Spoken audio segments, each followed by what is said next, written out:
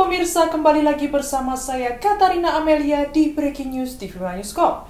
Pemirsa, sebanyak 145 negara mendukung Presiden Palestina Mahmud Abbas untuk tetap berpidato di sidang Majelis Umum ke-80 meski Amerika Serikat menolak kehadirannya. Informasi lainnya, pemirsa, Presiden Suriah Ahmed Al-Shara mengungkapkan bahwa negosiasi dengan Israel hampir mencapai kesepakatan yang dapat segera ditandatangani.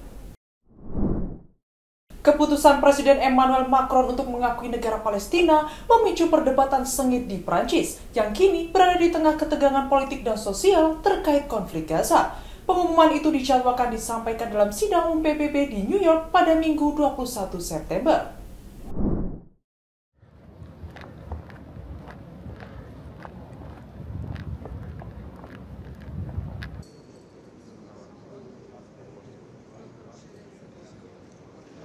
Presiden Prancis Emmanuel Macron dijadwalkan menghadiri sidang umum Perserikatan Bangsa-Bangsa atau PBB di New York pada Minggu 21 September. Dengan agenda utama mengumumkan pengakuan resmi terhadap negara Palestina. Langkah ini merupakan kelanjutan dari surat resmi Macron kepada Presiden Otoritas Palestina Mahmud Abbas pada Juli lalu, yang menegaskan tekad Prancis untuk mendorong pengakuan internasional terhadap Palestina dan mengajak mitra global melakukan hal serupa. Setelah Prancis menyatakan niat tersebut, sejumlah negara seperti Inggris, Kanada, Australia, dan Belgia juga mengisyaratkan dukungan.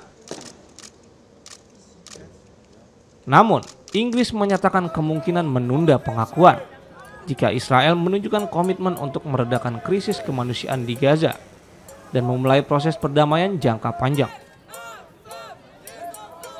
Langkah Prancis ini dianggap sebagai upaya menekan Israel agar menghentikan agresi militer dan pembangunan pemukiman ilegal di wilayah pendudukan.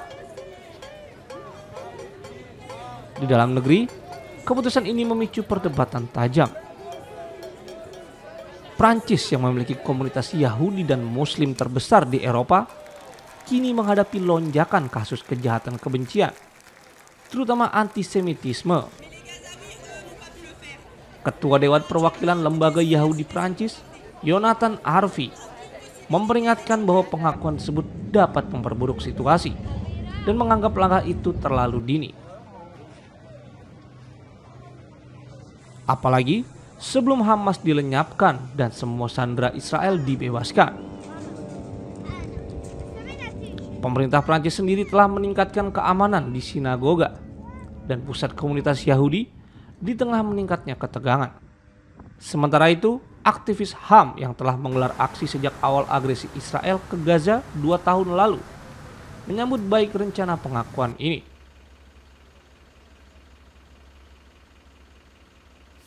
Meski menilai langkah tersebut terlambat dan belum cukup untuk menghentikan kekerasan, berdasarkan data Otoritas Kesehatan Gaza, jumlah korban tewas akibat agresi Israel telah melampaui 65.000 jiwa sejak Oktober 2023. Di sisi lain, Israel melaporkan 1.200 korban dalam serangan Hamas dan 251 sandera. Kelompok HAM di Prancis juga mendesak pemerintah agar tidak hanya berhenti pada pengakuan simbolis, tetapi turut menekan Israel untuk menghentikan perluasan pemukiman di tepi barat. Mesir dilaporkan telah mengerahkan sistem pertahanan udara HQ-9B buatan Tiongkok di Semenanjung Sinai. Langkah ini dipandang sebagai sinyal tegas kepada Israel di tengah meningkatnya ketegangan akibat perang Gaza dan kekhawatiran Kairo akan dampak keamanan di perbatasan.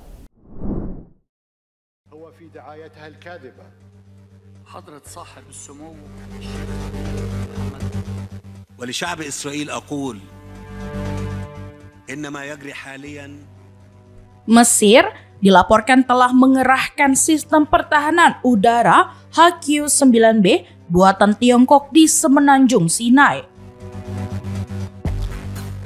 Langkah ini dipandang sebagai sinyal tegas kepada Israel di tengah meningkatnya ketegangan akibat perang Gaza dan kekhawatiran Kairo akan dampak keamanan di perbatasannya.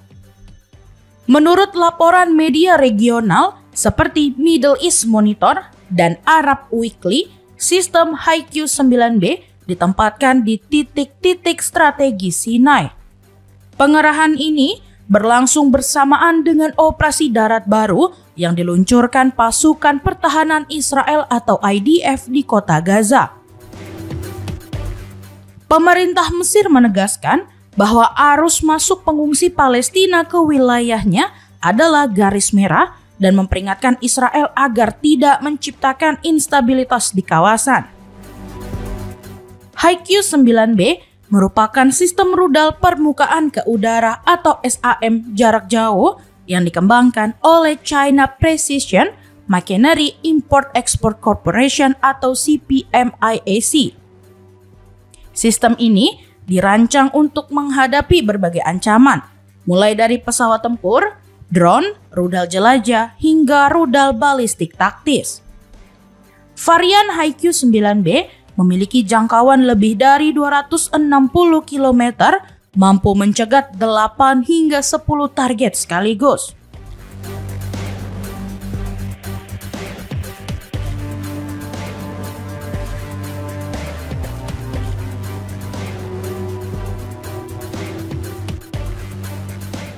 Dan dilengkapi pencari ganda yang meningkatkan akurasi, termasuk terhadap sasaran dengan sistem peperangan elektronik canggih.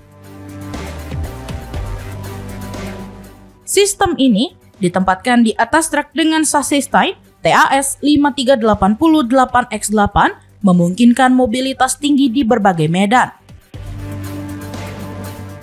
Mekanisme peluncuran dingin yang digunakan juga membuat rudal dapat ditembakkan 360 derajat tanpa perlu mengubah orientasi peluncur.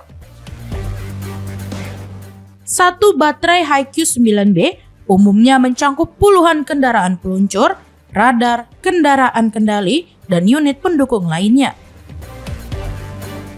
Pakar militer Mesir, Mayor Jenderal Purnawirawan Samir Farak, pernah menyatakan bahwa HiQ-9B telah diintegrasikan dalam jaringan pertahanan udara Mesir termasuk di Sinai.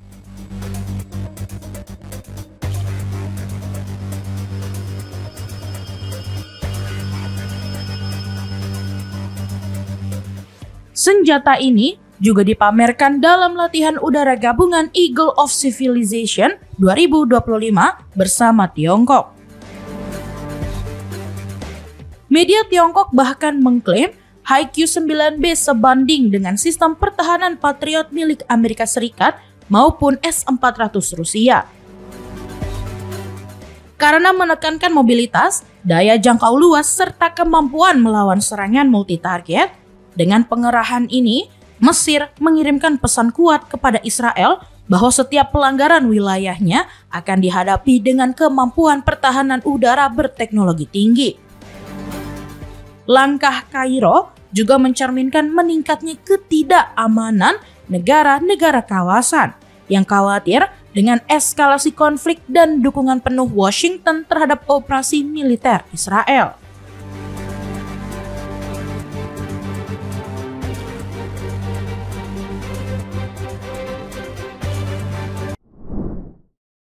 Mayoritas besar negara anggota PBB mendukung Presiden Palestina Mahmud Abbas untuk tetap berpidato di sidang Majelis Umum ke-80, meski Amerika Serikat menolak kehadirannya. Dalam pemungutan suara, sebanyak 145 negara mendukung resolusi yang memungkinkan Abbas menyampaikan pidato secara virtual.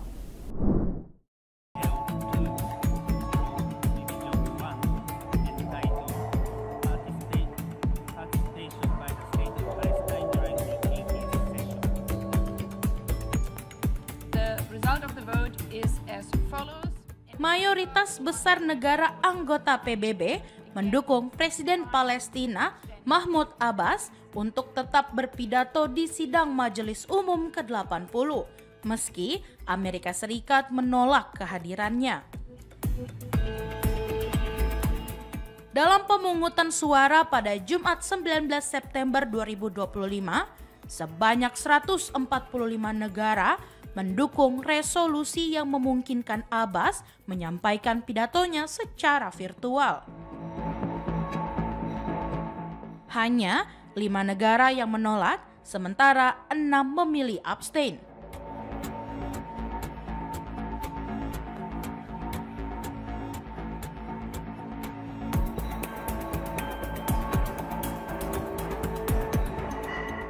Dukungan telak itu menegaskan simpati internasional terhadap isu Palestina, sekaligus memperlihatkan posisi Amerika Serikat yang semakin terisolasi di panggung PBB. Lewat keputusan tersebut, Abbas tetap bisa memberikan pidato secara daring.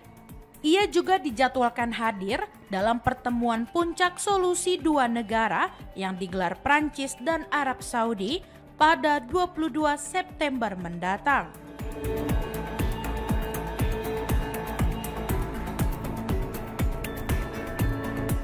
Pertemuan itu diharapkan dapat mendorong lebih banyak negara mengakui kemerdekaan Palestina. Sebelumnya, Washington menolak memberikan visa kepada Abbas dan sejumlah pejabat Palestina dengan alasan otoritas Palestina serta PLO dianggap tidak mematuhi komitmen perjanjian Oslo.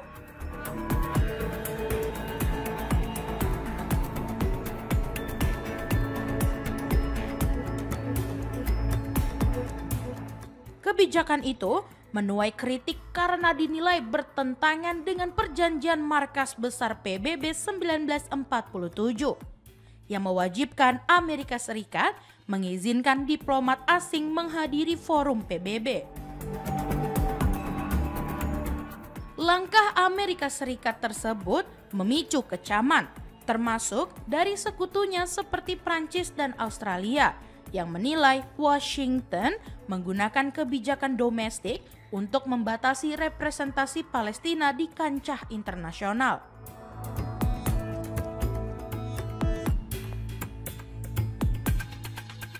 Dengan dukungan 145 negara, perbedaan sikap antara Amerika Serikat dan komunitas global semakin nyata. Sementara Washington berusaha membatasi ruang diplomasi Palestina, banyak negara justru semakin vokal mendorong pengakuan terhadap Palestina sebagai negara berdaulat.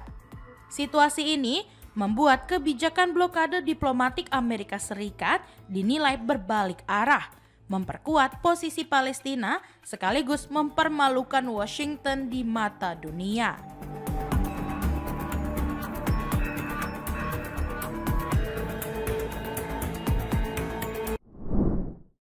Arab Saudi kini secara resmi berada di bawah payung perlindungan nuklir Pakistan setelah kedua negara menandatangani Fakta Pertahanan Strategis pada Rabu 17 September.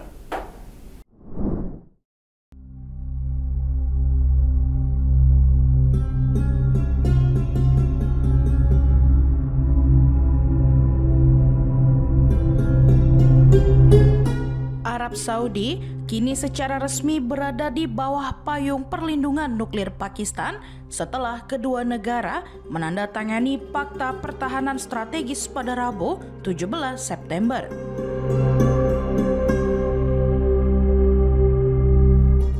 Menteri Pertahanan Pakistan, Khawaja Asif, menyampaikan bahwa seluruh kemampuan militer negaranya, termasuk kekuatan nuklir, masuk dalam ruang lingkup perjanjian tersebut dan dapat digunakan Arab Saudi bila situasi membutuhkan.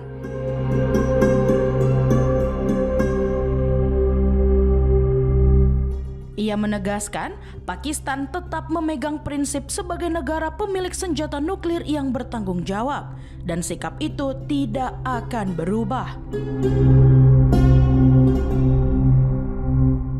Kesepakatan yang dinamai Fakta Pertahanan Strategis bersama ini diteken saat Perdana Menteri Pakistan Muhammad Shehbaz Sharif melakukan kunjungan resmi ke Riyadh dan bertemu dengan putra mahkota sekaligus Perdana Menteri Saudi Mohammed bin Salman. Isi perjanjian menegaskan bahwa bila salah satu pihak mendapat serangan, pihak lain wajib memberikan perlindungan, termasuk dengan opsi penggunaan senjata nuklir. Penandatanganan Fakta Pertahanan dilakukan hanya 2 hari setelah negara-negara Arab Islam menggelar pertemuan darurat menyusul serangan Israel di ibu kota Qatar, Doha pada 9 September.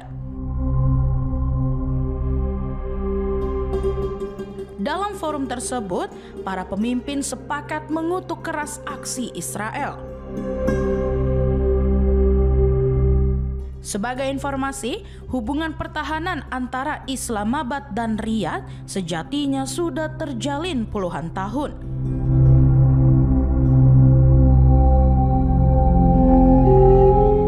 Sejak 1967, lebih dari 8.200 personel militer Saudi telah mengikuti pelatihan di Pakistan.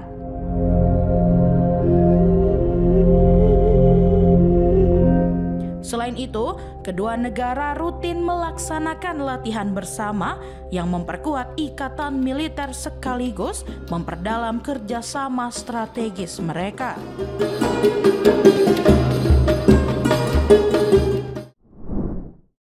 Presiden Suriah Ahmed Al-Shara mengungkapkan bahwa negosiasi dengan Israel hampir mencapai kesepakatan yang dapat segera ditandatangani. Hal ini serupa dengan kesepakatan pada tahun 1974. Namun ia menekankan kesepakatan yang dimediasi oleh Amerika Serikat ini sama sekali tidak menyiratkan normalisasi hubungan dengan Tel Aviv.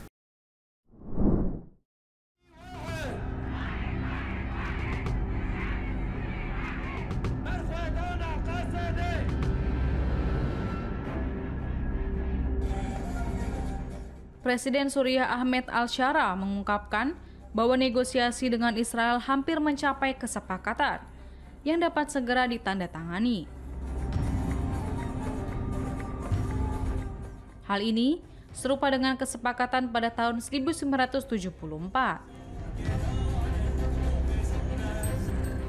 Namun ia menekankan kesepakatan yang dimediasi oleh Amerika Serikat ini sama sekali tidak menyiratkan normalisasi hubungan dengan Tel Aviv.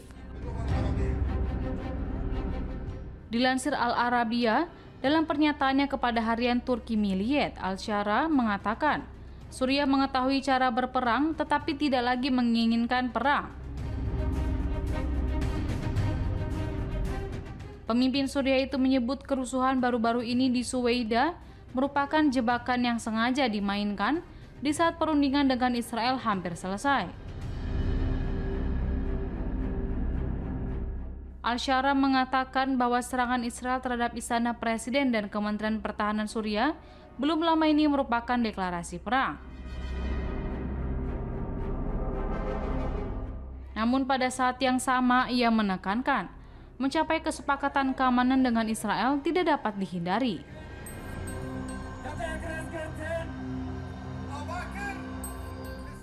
Meskipun komitmen Israel terhadap kesepakatan tersebut masih diragukan. Al-Shara juga menekankan bahwa keikutsertaannya yang diharapkan dalam pertemuan Majelis Umum Perserikatan Bangsa-Bangsa atau PBB mendatang merupakan preseden bersejarah. Pasalnya, ini akan menjadi pertama kalinya dalam 60 tahun seorang presiden Suriah berpartisipasi dalam sesi internasional tersebut.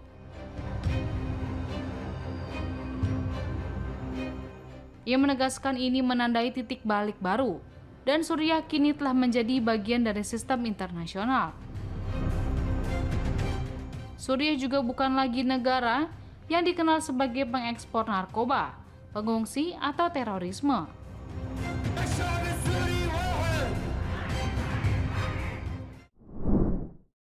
Presiden Prabowo Subianto dijadwalkan akan berpidato di sidang umum ke-80 PBB di New York, Amerika Serikat pada 23 September mendatang. Kehadirannya disebut menjadi momen bersejarah karena mengulang jejak diplomasi sang ayah Profesor Sumitro Joyo Hadikusumo. Diketahui Profesor Sumitro pernah memimpin delegasi Indonesia di PBB pada 1948 hingga 1949.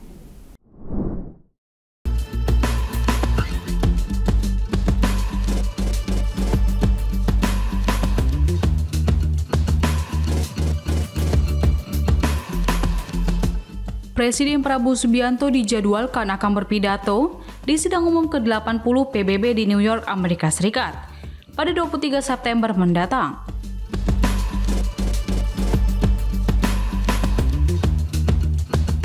Kehadirannya disebut menjadi momen bersejarah karena mengulang jejak diplomasi sang ayah, Profesor Sumitro Joyo Hadikusumo.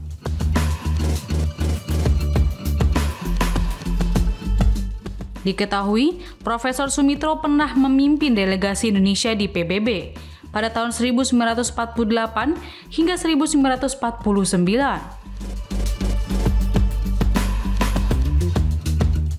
Salah satu kiprah terbesarnya adalah memorandum yang mengecam agresi militer Belanda hingga dimuat di The New York Times pada 21 Desember 1948.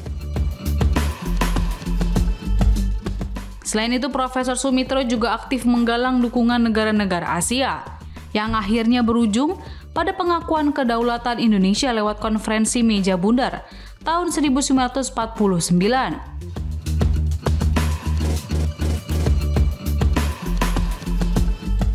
Pendiri Foreign Policy Community of Indonesia, Dino Pati Jalal, menilai bahwa kehadiran Prabowo sebagai kelanjutan tradisi keluarga pejuang diplomasi.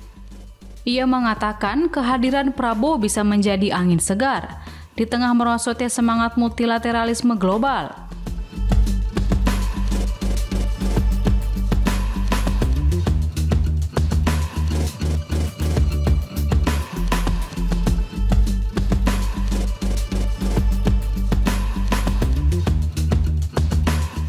Diketahui, Prabowo dijadwalkan berbicara di urutan ketiga setelah Presiden Brazil Luiz Inácio Lula da Silva dan Presiden Amerika Serikat Donald Trump.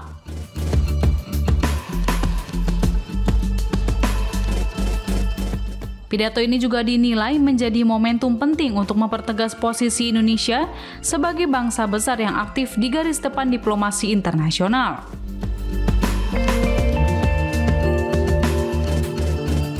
Sebagai informasi, Presiden Prabowo Subianto bertolak menuju New York, Amerika Serikat, usai mengunjungi Pavilion Indonesia Expo 2025 di Osaka, Jepang.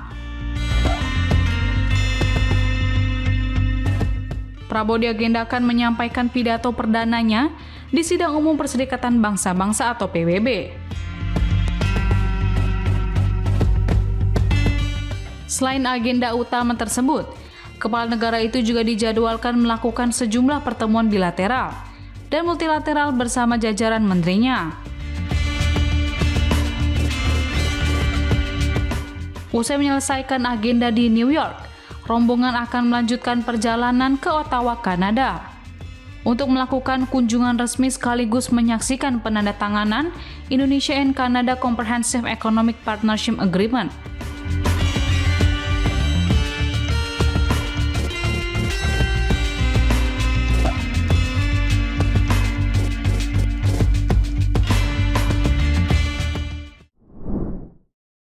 Sejumlah bintang Hollywood dan selebritas Inggris bersatu dalam konser amal bertajuk Together for Palestine yang diadakan di OVO Arena, Wembley, London pada Rabu 10 September 2025. Sejumlah bintang Hollywood dan selebritas Inggris bersatu dalam konser amal bertajuk Together for Palestine yang diadakan di OVO Arena Wembley, London, Rabu 10 September 2025. Acara yang diinisiasi oleh musisi legendaris Brian Eno dan dukung seniman Palestina Malak Matar.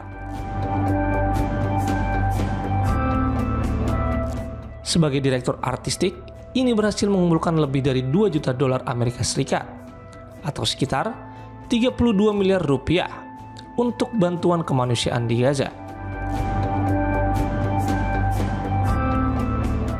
Dana yang diperoleh dari penjualan tiket, donasi online, serta merchandise tersebut akan disalurkan melalui lembaga amal Inggris. Choose Love ke organisasi seperti Palestine Children Relief Fund dan Palestinian Medical Relief Society.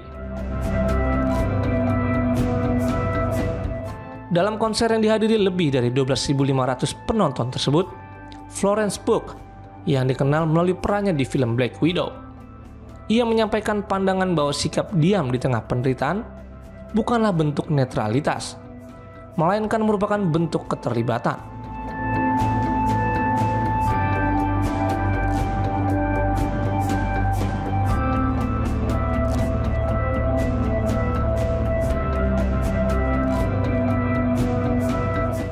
Sementara itu, aktor Benedict Cumberbatch yang dikenal sebagai Dr. Strange, ia membacakan puisi karya penyair Palestina, Mahmoud Darwish, berjudul On This Land There Are Reasons to Live, bersama penulis naskah Amer Lehel, menambah kedalaman pesan solidaritas acara tersebut.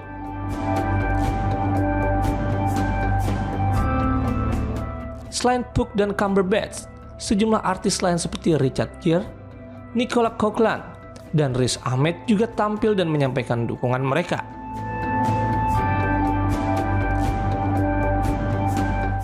Pesan solidaritas turut datang dari berbagai tokoh publik, termasuk Louis Theroux, Leigh Anne, Karitra Khandran, Mehdi Hasan, dan Pink Panthers, yang menekankan pentingnya terus mengangkat suara untuk rakyat Palestina.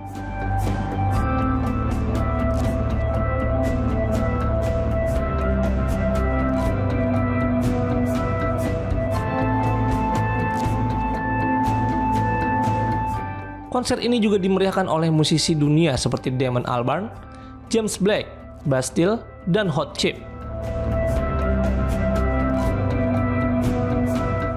serta seniman Palestina Naibar Ghoti, Sen Levin, dan Farad Sulaiman. Bahkan ada rekaman video dukungan disampaikan oleh tokoh lain seperti Cillian Murphy, Billie Eilish, Joaquin Phoenix, dan Brian Cox yang menyerukan gencatan senjata segera. Solidaritas yang ditujukan oleh Florence Pugh dan para artis dunia ini mencerminkan perhatian global yang semakin kuat terhadap kondisi warga Palestina di tengah blokade dan konflik yang terus berlangsung di Gaza.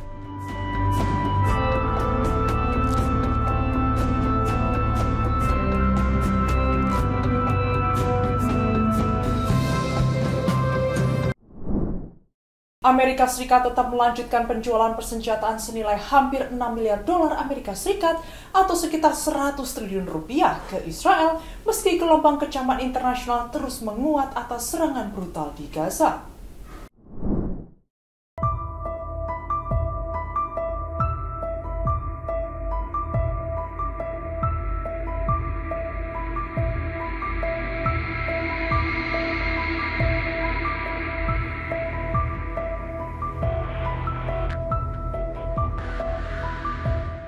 Amerika Serikat tetap melanjutkan penjualan persenjataan senilai hampir 6 miliar dolar Amerika Serikat atau sekitar 100 triliun rupiah ke Israel. Meski gelombang kecaman internasional terus menguat atas serangan brutal di Gaza. Laporan The Wall Street Journal menyebut paket penjualan itu mencangkup 30 helikopter serang AH-64 Apache senilai 3,8 miliar dolar Amerika Serikat dan 3.250 kendaraan Infanteri lapis baja dengan nilai 1,9 miliar dolar Amerika Serikat. Pengiriman senjata diperkirakan berlangsung dalam 2 hingga 3 tahun ke depan.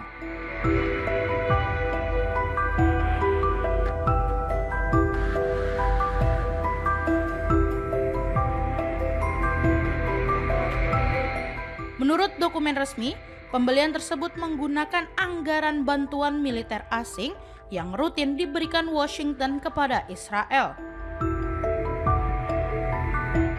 Saat ini, Departemen Luar Negeri Amerika Serikat tengah meminta persetujuan 4 pimpinan kunci Partai Republik dan Demokrat di DPR maupun Senat.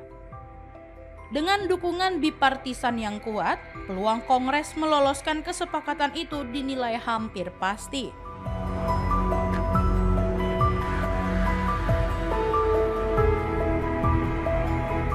Proposal penjualan ini pertama kali masuk ke Kongres sebulan lalu, sebelum Israel melancarkan serangan udara di Doha pada 9 September yang menewaskan sejumlah pemimpin Hamas.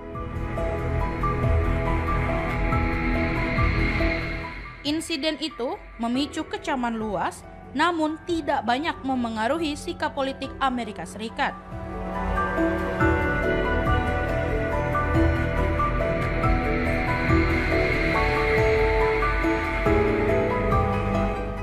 Di sisi lain, Presiden Donald Trump sempat mengungkapkan kekecewaan terhadap langkah militer Perdana Menteri Israel Benjamin Netanyahu.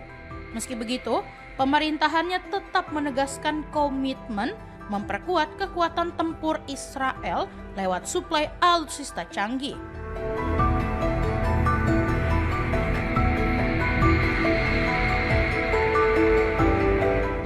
Langkah ini diyakini akan menambah sorotan global terhadap peran Washington dalam konflik Gaza karena dianggap beresiko memperpanjang perang dan penderitaan warga sipil Palestina.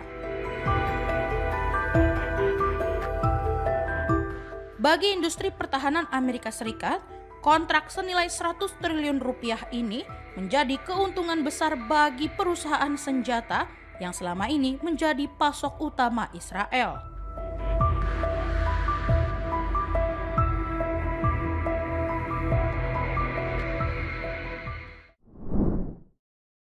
Demikian informasi yang dapat kami sampaikan pemirsa. Terima kasih telah bergabung bersama kami. Saya Katarina Amelia dan seluruh tim yang bertugas mengucapkan sampai jumpa di Breaking News TV One Newscom berikutnya.